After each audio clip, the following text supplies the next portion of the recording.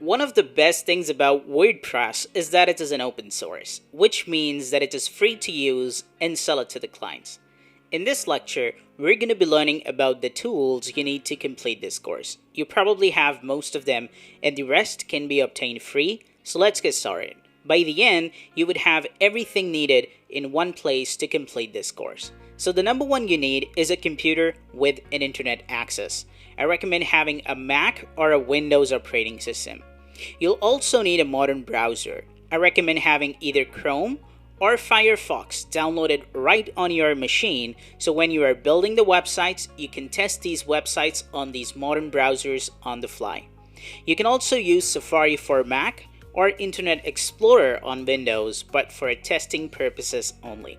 We will be mostly using Chrome since Chrome is used by the majority of people. You also need to download a copy of WordPress from wordpress.org. Click on Get WordPress and download the WordPress by clicking on the button here. Once the WordPress zip file is going to be downloaded, you can extract it and you will be given a WordPress folder. And inside this WordPress folder, there is going to be all of the WordPress files right here. And all the files are mostly based on PHP. So now let's suppose that when we want to edit these files, we will be needing a text editor. Your computer already has it. On Windows, there is Notepad, and on Mac, there is TextEdit. But since you can see that these are the programming files, and when we want to edit these files, we will be needing a text editor specifically designed for programming languages. I recommend downloading Sublime Text that you can download from sublimetext.com. The process is really simple. You need to download that and do the next, and it is going to be downloaded.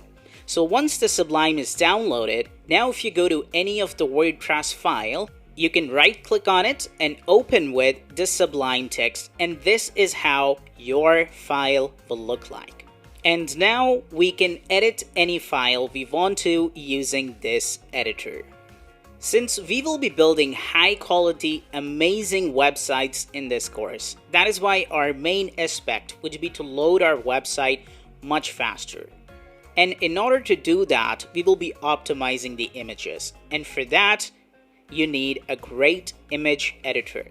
I recommend having Adobe Photoshop. If you do not have it, don't worry. You can use an online photo editor called photopea.com. This is actually an alternative of Photoshop. And last but not the least is XAMPP. That is spelled as XAMPP. And this is a software that will actually let us install WordPress on our own computer. So if you are using the Windows operating system, then hit the download. Do not install it, but just download it on your computer. And if you are using the Mac operating system, then do not download it right now.